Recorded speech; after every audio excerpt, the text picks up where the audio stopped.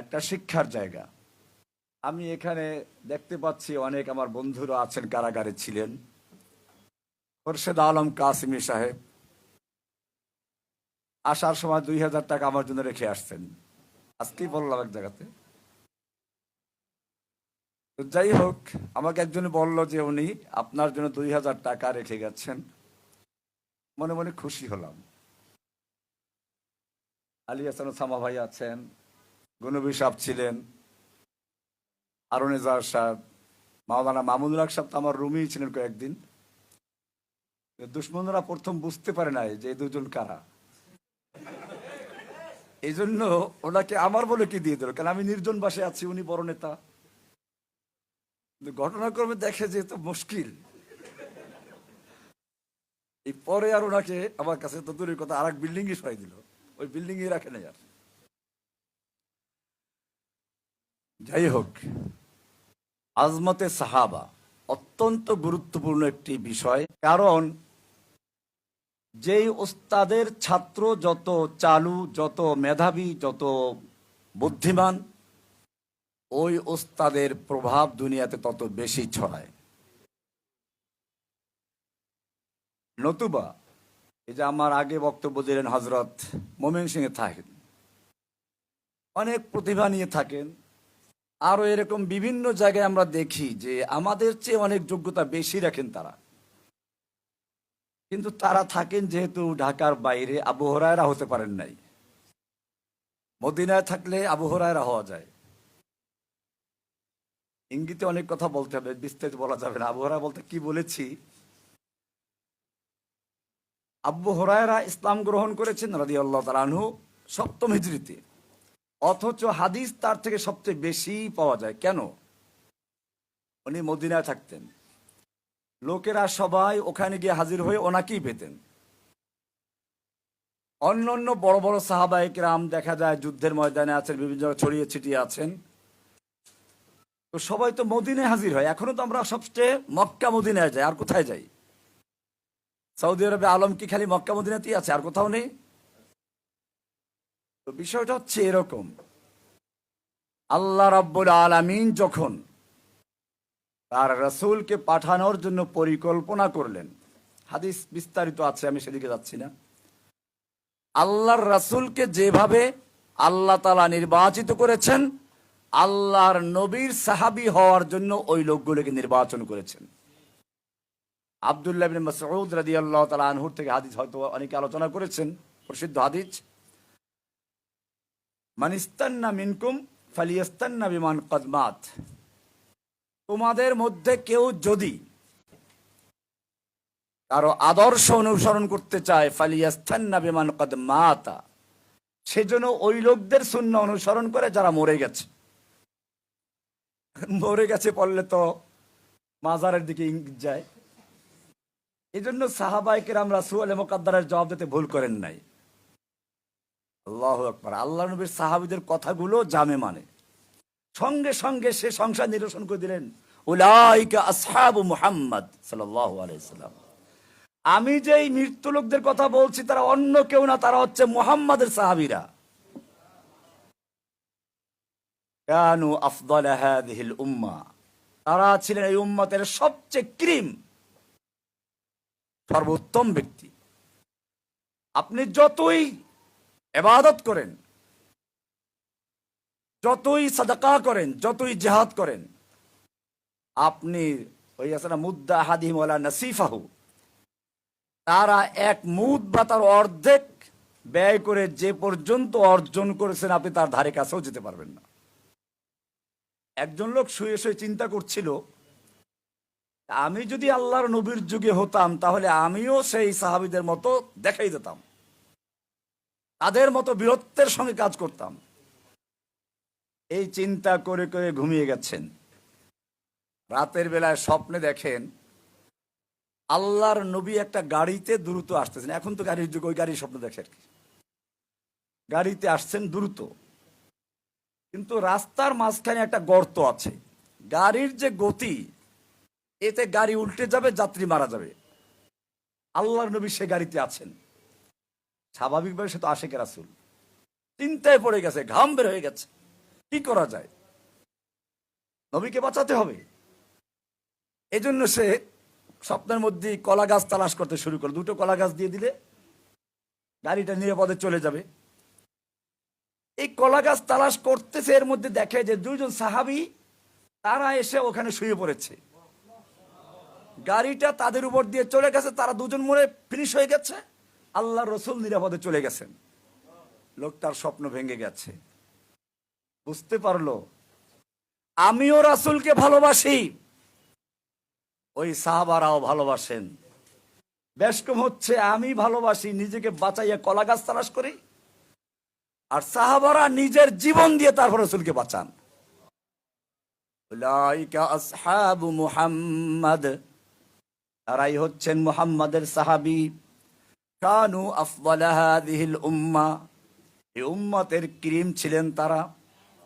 আমাকাহুম ইলমান, ইলমের বিবেচনায় তারা, কারণ সরাসরি মিশকাতে নবুয়ত থেকে ইলম গ্রহণ করেছে। আকাল্লাহুম তাকাল্লুফান, তাদের মধ্যে কোনো কৃত্রিমতা ছিল না। আমরা তো বলি একটা, করি আর একটা, অথবা যেটা করি না সেটা বলি, যেটা বলি সেটা করি না। কৃত্রিমতা, তাদের মধ্যে কৃত্রিমতা ছিল না। যেটা করতেন সেটাই বলতেন, যেটা বলতেন সেটাই করতেন। হকের ব্যাপারে কোনো আপোষ করতেন না। সবচেয়ে বড় কথা হচ্ছে এই, ইখতারাহুমুল্লাহু লিসুহবাতি নবিয়্যিহি ওয়া লিইকামাতি দীনিহি, আল্লাহ তাদেরকে নির্বাচন করেছেন আল্লাহর নবীর সাহাবী হওয়ার জন্য। তোমাকে আমাকে নির্বাচন করেন নাই। তারা সাহাবীদের মর্যাদা নিয়ে কথা বলে, ভেবে দেখা উচিত। আপনি চিন্তা করেন, আমি হলে আমিও ওরকম হতে পারতাম। আপনি যে আবু বকর হবেন তার নিশ্চয় থেকে, আপনি তো আবু জাহেল হতে পারতেন।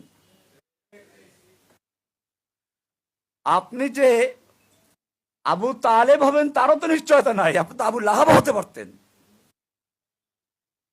আপনাকে আমাকে আল্লাহ তাআলা সেই জন্য ওই যুগে পাঠান নাই, তাদেরকে পাঠিয়েছেন।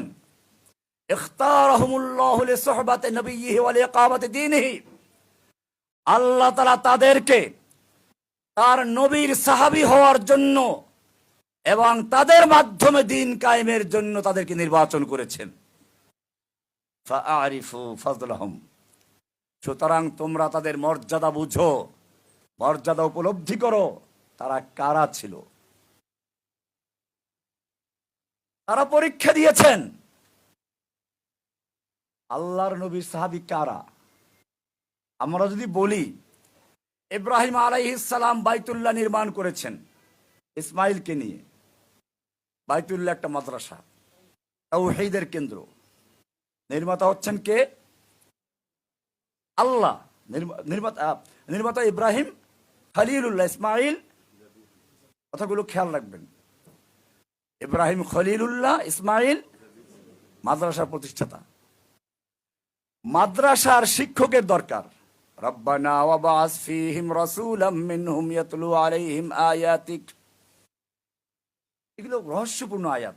ইব্রাহিম আলাইহিস সালাম এখানে গুরুত্বপূর্ণ কয়েকটা, তিনটা দোয়া করেছেন। এক নম্বর দোয়া ছিল ওয়াইদ ইয়ারফাউ ইব্রাহিমুল কওয়াইদা মিনাল বাইতি ওয়া ইসমাঈল রব্বানা তাকাব্বাল মিন্না ইন্নাকা আনতাস সামিউল আলিম।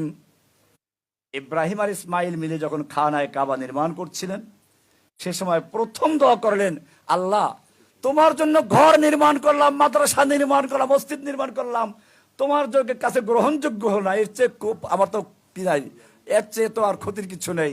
আল্লাহ তুমি মেহেরবানি করে কবুল করে নাও। প্রথম দোয়া কবুলের।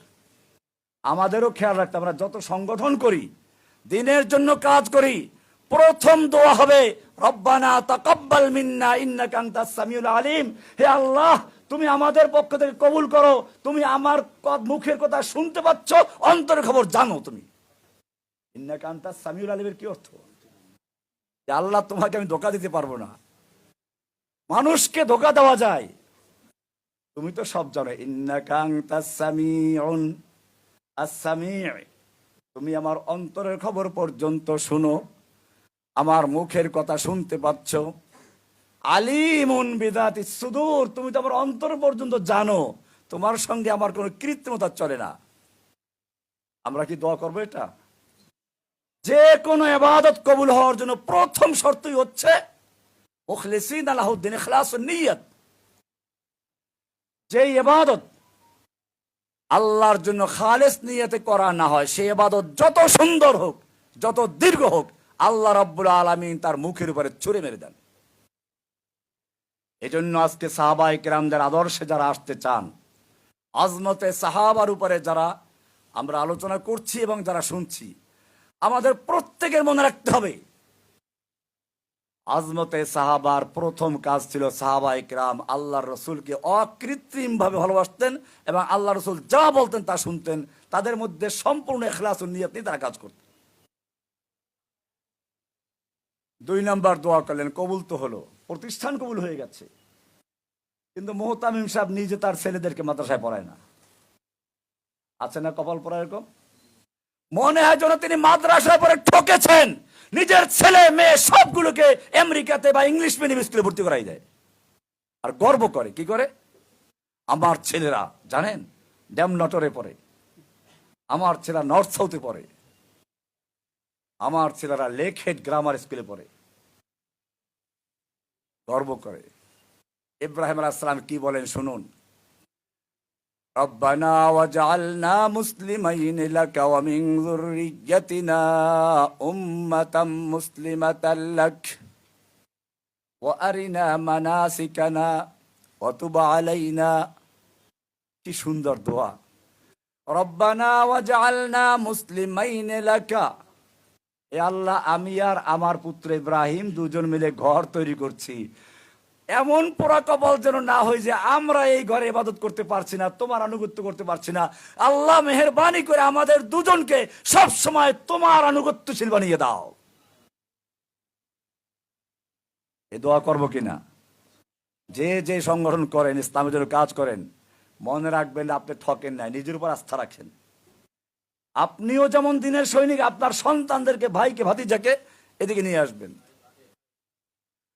যখন দেখবেন কোন আলেম নিজে দিনের কথা বলছে, দিনের অনেক কাজ করছে, অথচ সন্তানদেরকে এই কাজে আনে নাই, বুঝতে হবে তার মুখের কথা ওই পর্যন্তই, লা ইয়াবলুগু হানাজারা কুলুবাহুম, কি হাদিসটা, মানে যে তাদের অন্তরে এই কথাটা নাই, এটা গলা পর্যন্তই শেষ। কারণ যদি অন্তরে থাকতো তাহলে কি করতো? সে তার সন্তানদেরকে পথে নিয়ে আসতো। ইব্রাহিম আলাইহিস সালাম তাই শিখে গেছেন, ওয়াজআলনা মুসলিমাইন লাকা ওয়া মিন যুররিয়্যাতিনা উম্মাতাম মুসলিমা। তাফসীর পড়া দেখে আমি ইঙ্গিত দিয়ে যাচ্ছি, জরুরি কথা অনেক সামনে আছে। 3 নম্বর দোয়া যেটা, এটা মূল আলোচনা, রব্বানা ওয়া বা'আস ফীহিম রাসূলাম মিনহুম ইয়াতলু আলাইহিম আয়াতিক। আল্লাহ, আমি তোমার জন্য ঘর তৈরি করেছি, মাদ্রাসা তৈরি করেছি, শিক্ষক দাও। ওয়া বা'আস ফীহিম রাসূলাম মিনহুম, তুমি তাদের মধ্যে তাদের থেকে একজন রাসূল দাও। রাসূল মানুষ কিনা, কিসের তৈরি, এক আয়াতে সব ফিনিশ।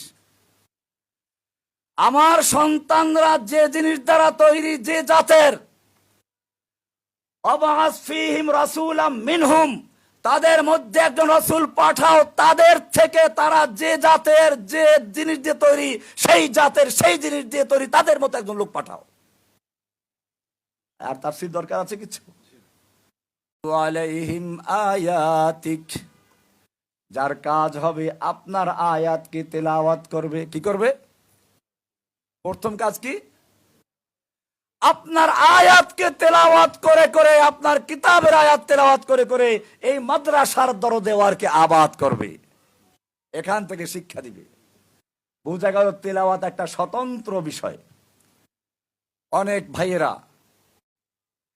আমি বিশেষ করে সাধারণ শিক্ষিত, জেনারেল শিক্ষিত ভাইদেরকে বলবো, তোমরা অনেক সময় অনেক কথা বিভিন্ন জন থেকে শুনো, কিন্তু তোমাদের পরিচয়টা তোমরা রহমানির ছাত্র।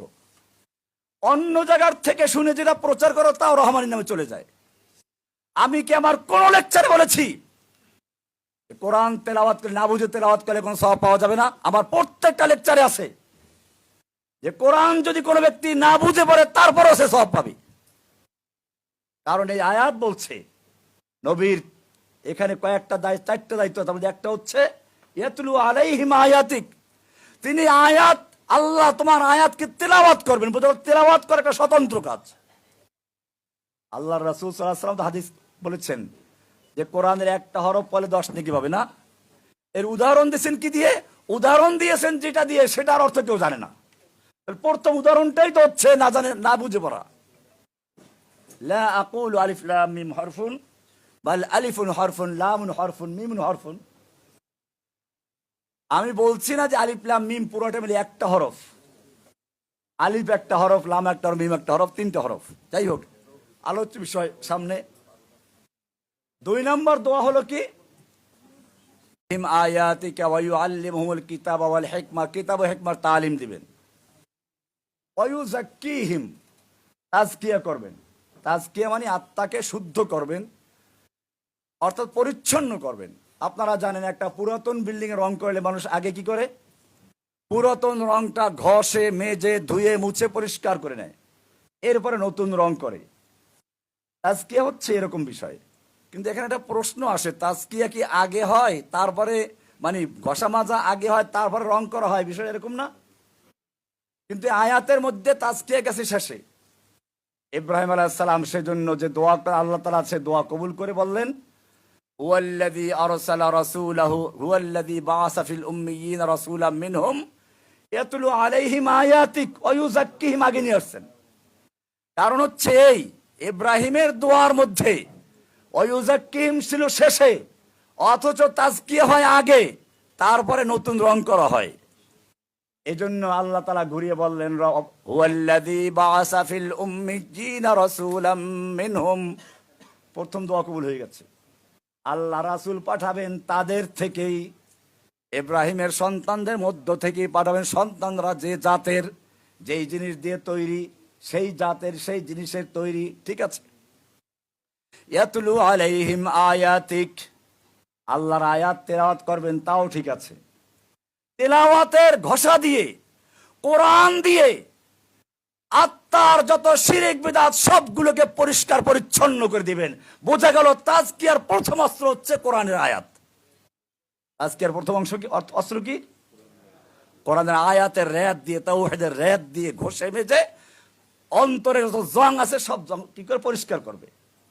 এলো ইয়াতলু আলাইহিম, ইয়াতলু আলাইহিম আয়াতিকা ওয়া ইয়াতলু আলাইহিম আয়াতিহি ওয়া ইউযাক্কিহিম।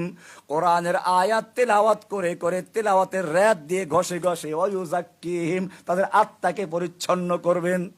ক্লিয়ার? এবারে আত্মা পরিচ্ছন্ন হয়ে গেছে, নতুন রং করো। ওয়া ইউআল্লিমুহুমুল কিতাবা ওয়াল হিকমা, কিতাব ও হিকমতের তালিম দিবেন। তালিম দিলেন কাদেরকে? সরাসরি এই লোকগুলোকে, সাহাবায়ে কেরামদেরকে। এবারে ছাত্র পাওয়া গেল তো। এবারে আসুন তাহলে কেমনে মিলেব আমরা। আসহাবে রাসূলদের মাদ্রাসার নাম বাইতুল্লাহ। মাদ্রাসার নাম কি? মাদ্রাসার শিক্ষক পেয়ে গেলাম মুহাম্মাদুর।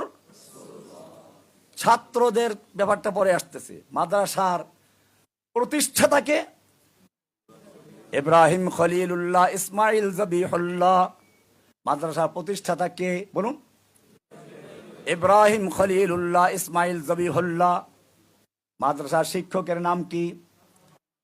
মুহাম্মাদুর রাসূলুল্লাহ। এবারে মাদ্রাসার নিসাবে তালিমের নাম কি? কিতাবুল্লাহ কালামুল্লাহ। নিসাবে তালিম পাওয়া লাগবে। এবারে ছাত্রদের নাম কি?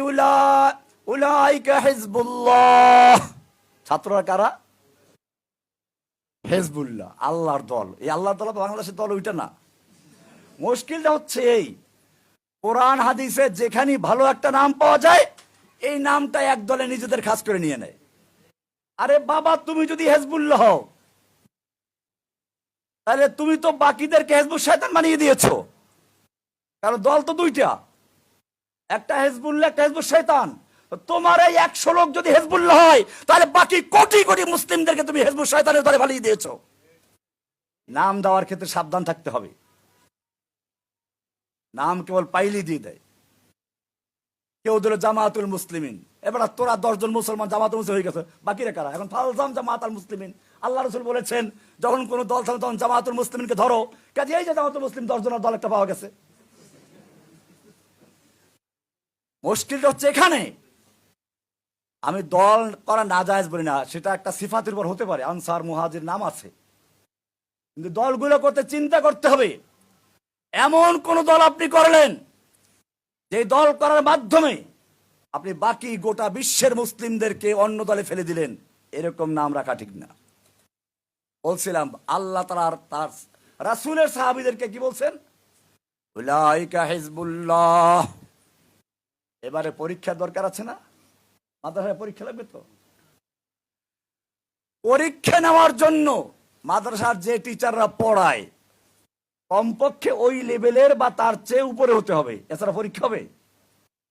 ইলাহুল আলামিন যেই মাদ্রাসার শিক্ষক হচ্ছেন মুহাম্মাদুর রাসূলুল্লাহ, যেই মাদ্রাসার নিসাবে তালিম কিতাবুল্লাহ কালামুল্লাহ, যেই মাদ্রাসার প্রতিষ্ঠাতা জবিহুল্লাহ খলিলুল্লাহ, যে মাদ্রাসার নিসাবে তালিম কালামুল্লাহ কিতাবুল্লাহ, যে মাদ্রাসার ছাত্র হচ্ছে হিজবুল্লাহ, তাদের পরীক্ষা কে নেবে? পরীক্ষা নেওয়ার মতো দুনিয়ার আর কোনো শিক্ষক নেই, দুনিয়ার আর কোনো আলেম নেই। আল্লাহ তাআলা বলছেন উলাইকাল্লাযীনা ইমতাহানাল্লাহ। আল্লাহর রাসূলের ছাত্রদের পরীক্ষা স্বয়ং আল্লাহ নিজেই করে নিয়েছেন, বলুন সুবহানাল্লাহ। এবারে পরীক্ষা কোথায় হলো? পরীক্ষা হলো বদরে, পরীক্ষা হচ্ছে উহুদে, পরীক্ষা হচ্ছে হুনাইনে, পরীক্ষা হচ্ছে তাবুকের ময়দানে, পরীক্ষা হচ্ছে হুদায়বিয়ার ময়দানে। উলাইকাল্লাযীনা ইমতাহানাল্লাহ। পরীক্ষা হচ্ছে উত্তপ্ত রোদে শুয়ে দিয়ে বুকে পাথর চাপা দেওয়া, এ অবস্থায় কাটিয়ে দেওয়া।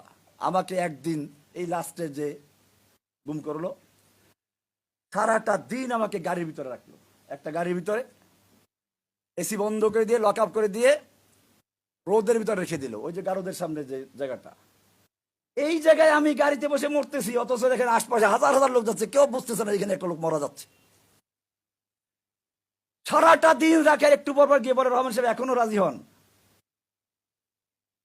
আমার মনে পড়লো শাইখুল হাদিস আল্লামা আজিজুল হক সাহেব আমাদের ক্লাসে একটা গল্প করতেন যে একজন স্বাধীনতার পরে এক বিহারীকে ধরছে মুক্তিযোদ্ধারা, ধরে বলছে ক জয় বাংলা, বল জয় বাংলা কা। ওই বিহারি বলছে ও নেই বলেগা।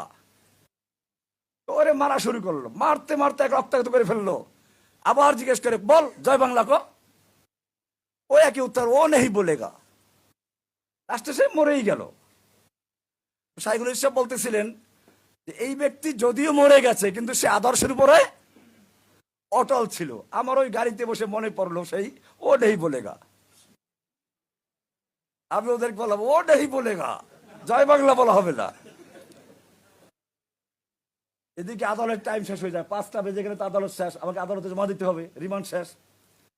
যখন দেখলো কাজ হচ্ছে না, 1-2 মিনিট আগে গারদের পুলিশকে দিয়ে ভাগলো ওরা এখান থেকে। উলাইকাল্লাযীনা ইমতাহানাল্লাহ। নবীর সাহাবীদেরকে পরীক্ষা করেছেন স্বয়ং আল্লাহ, পরীক্ষা করবেন এই যুগেও যারা সাহাবীদের আদর্শের উপরে চলতে চাও, আজমতে সাহাবায় যারা অংশগ্রহণ করেছো। তোমাদের পরীক্ষা হচ্ছে জেলখানাতে, পরীক্ষা হচ্ছে ক্রস ফায়ারের ভয় দেখাইয়া, ক্রস ফায়ার হচ্ছে বেরি লাগিয়ে। আমাকে দেখেন না 7 মাস পর্যন্ত মোটা বেরি লাগিয়ে এক আধারে 7 মাস বরগুনার একটা ছোট্ট রুমে রাখছিল। ওই সময় মূলত আমার হাঁটু কোমর সব ব্যথা হয়ে গেছিল। বেরি লাগানো হয়, কোমরে বেরি, গায়ে বুলেট প্রুফ জ্যাকেট, মাথায় হেলমেট, হাতে হ্যান্ডকাপ। কল্পনা করতে পারেন কিছু? এটা এই যুগের গল্প। পরীক্ষা বাড়িঘর নিয়ে, আমার বাড়িঘর পর্যন্ত নিয়ে গেছে।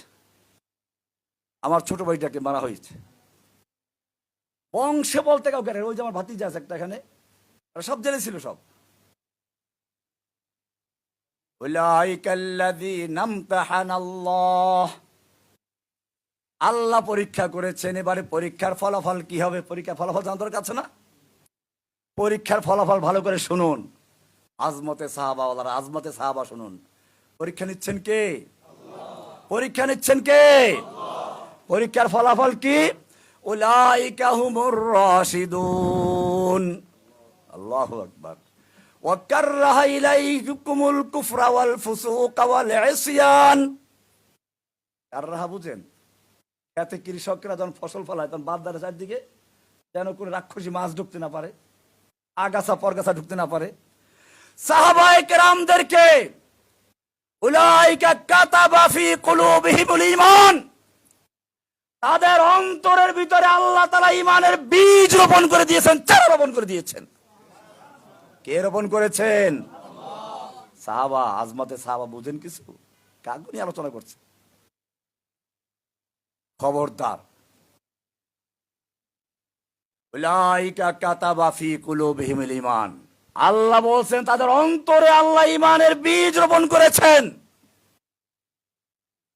আল্লাহর রাসূল সাল্লাল্লাহু আলাইহি ওয়াসাল্লাম শুধু ওরাই না, ওদের আদর্শে যারা চলবা, ইন্নাল্লাহা লা ইয়াগরিসু লিহাযাদ দ্বীনে গারসান, এইরকম আল্লাহ তাআলা যুগে যুগে প্রতি প্রজন্মের ভিতরে আল্লাহ তাআলা এরকম চারা রোপণ করবেন, চারা বীজ রোপণ করবেন। ইস্তামিলুহুম ফি তাআতিহি, যাদেরকে আল্লাহ তাআলা নিজে তার কাজে ব্যবহার করবেন। আপনারা সেই চারা। আপনারা কি বুঝছেন কিছু? নিজেদেরকেও চিনবেন। ইন্নাল্লাহা লা ইয়াগরিসু লিহাযাদ দ্বীনে গারসান, এই হাদিসটা বুখারী কিতাবুল ইলমের ভিতরে আছে। হাদিসটা লা ইয়াগরিসু লিহাযাদ দ্বীনে গারসান ইস্তামিলুহুম ফি তাআতিহি, আল্লাহ তাআলা তাদেরকে তার ইতাআতে লাগাবেন। সাহাবায়ে কেরামদের অন্তরে বীজ রোপণ করেছেন, ঈমানের বীজ। কিসের বীজ? পরীক্ষাটা হয়েছে ওখানে। উলাইকাল্লাযী, ঈমানের বীজ রোপণ করে খেতে চারা লাগানো। খেত গ্রামে যারা তারা জানেন, খেতে বীজ রোপণ করে না, এই বীজ এরকম ভাবে বেরিবাদ দেয়, ফুলের বেরিবাদ না, মাটির বেরিবাদ থাকে। কেন থাকে? যাতে আগাছা পরগাছা ঢুকতে না পারে, রাক্ষসী মাছ ঢুকে গাছের চারা খেয়ে বলতে না পারে। আল্লাহ বলতেছেন আমি সাহাবায়ে কেরামদের অন্তরে ঈমানের বীজ রোপণ করে শেষ করি নাই, বা বেরিবাদ দিয়েছি।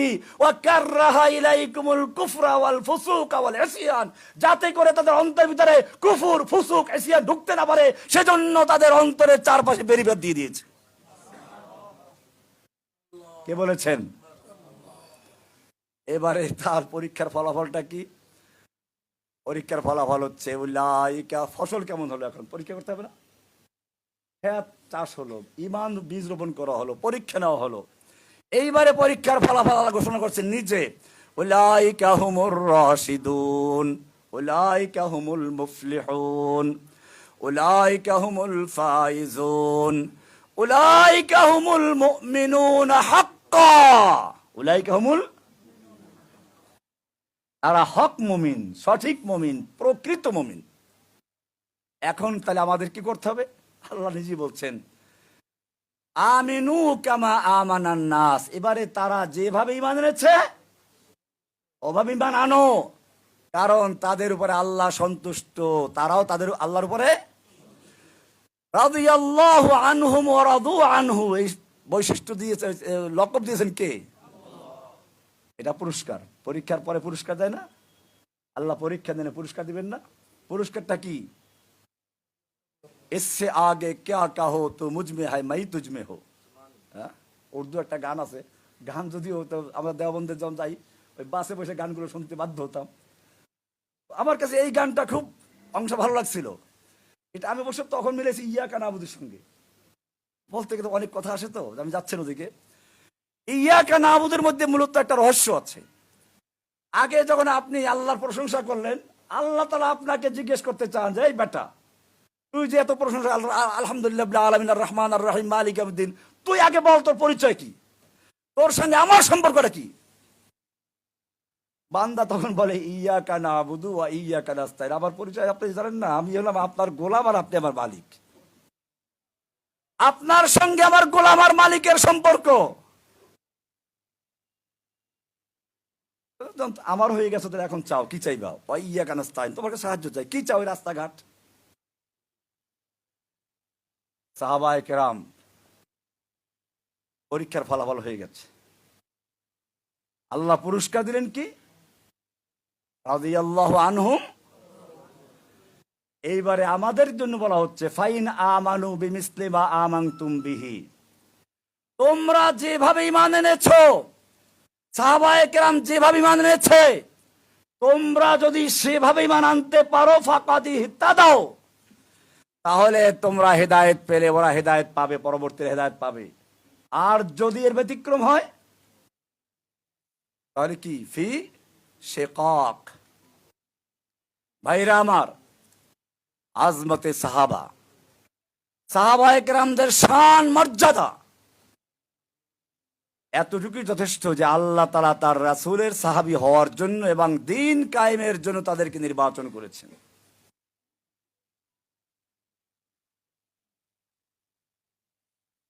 चल ना सकते थे अगर जंग में लड़ जाते थे, पांव शेरों के भी मैदान में उखड़ जाते थे।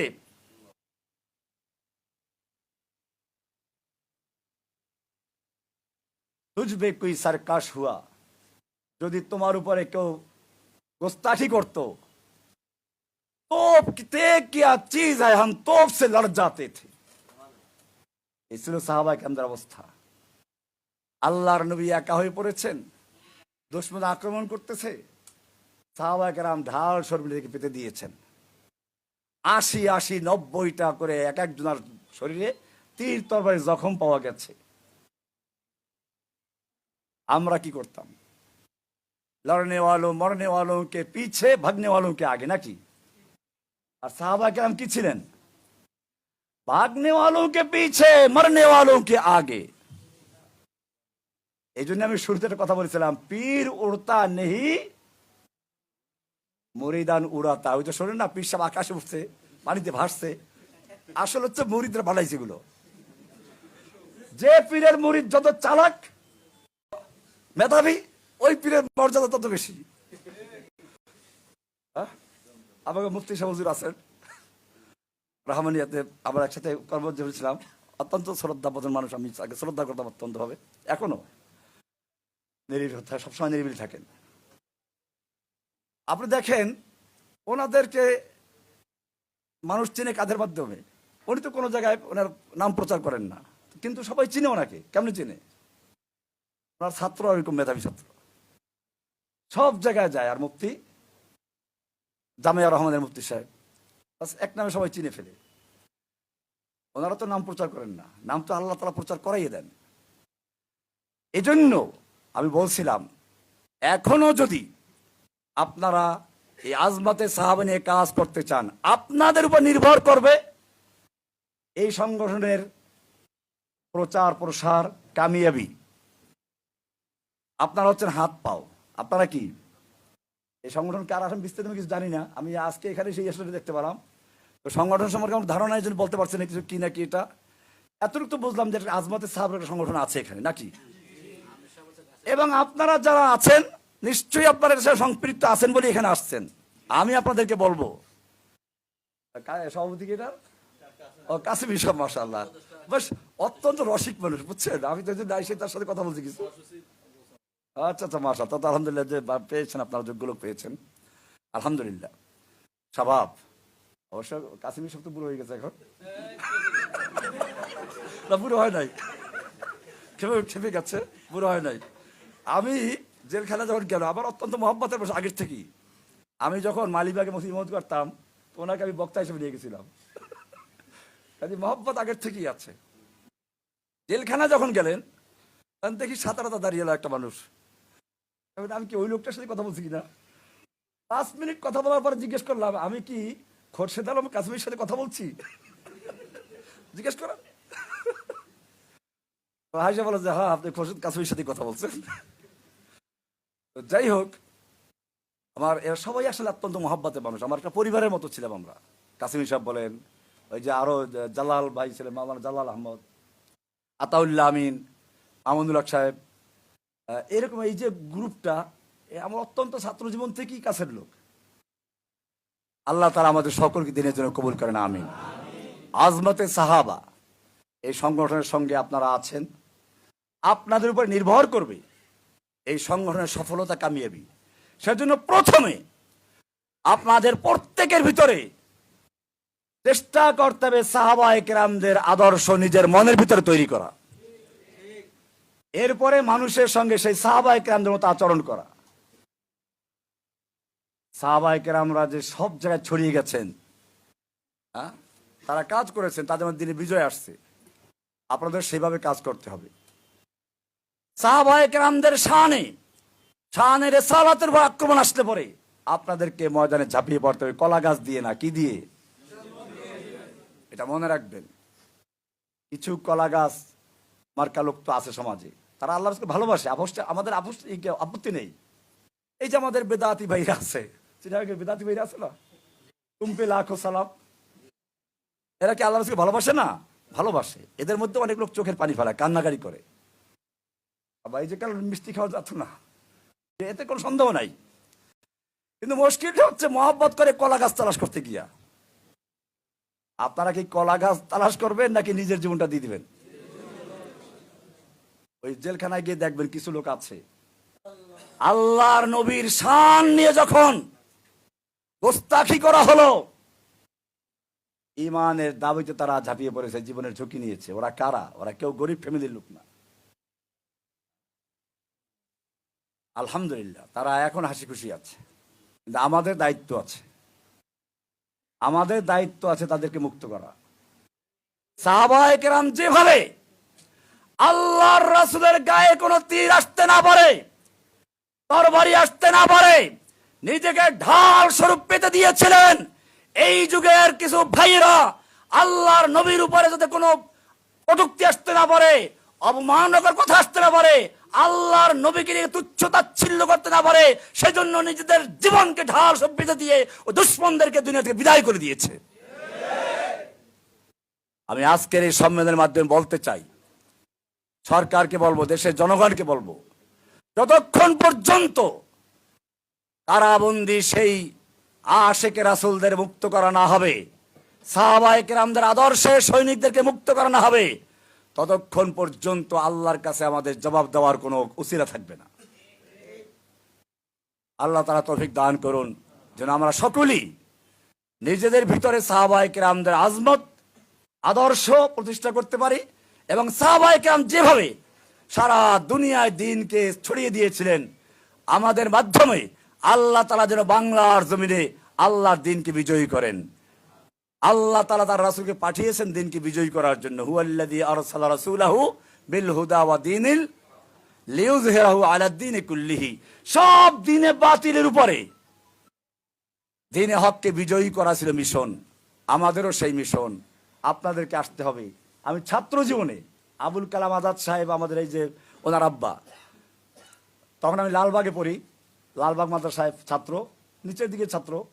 উনি একদিন মাদ্রাসায় বক্তব্য দিলেন, উনি একটা শের বলেন, আমি একবার শুনে মুখস্থ করেছি এবং আমার প্রায় বক্তব্য শুনবেন এটা, ফির তুঝে একবার করনি হ্যায় জাহাঁ কি রাহবরি, ফির তুঝে একবার করনি হ্যায় জাহাঁ কি রাহবরি, উঠ খুদা কে নাম লেকর ফির আলম বরদার বান। ওহে যুবকেরা, আবার তোমাদেরকে বিশ্বের নেতৃত্ব দেওয়ার জন্য ময়দানে ঝাঁপিয়ে পড়তে হবে। ওঠো, আল্লাহর নাম নিয়ে ঝান্ডা হাতে নাও, ঝাঁপিয়ে পড়ো। তু শাহিন হায় পরওয়াজ হায় কাম তেরা, তুমি তো আসমানের বাস পাখি, তোমার কাজ হচ্ছে উঠতে থাকা। তেরে সামনে আসমান আর ভি হ্যায়, তোমার সামনে এখনো আকাশ খোলা আছে।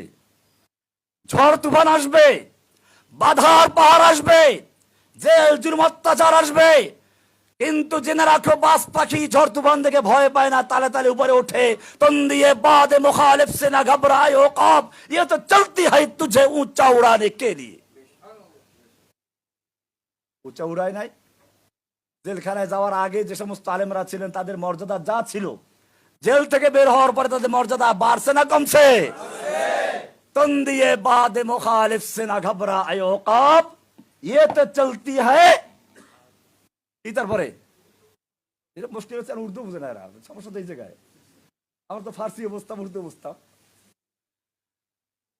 तुम दिए बाद मुखालिफ से ना घबराए ओ कौम, ये तो चलती है तुझे ऊंचा उड़ाने के लिए। কি বললাম?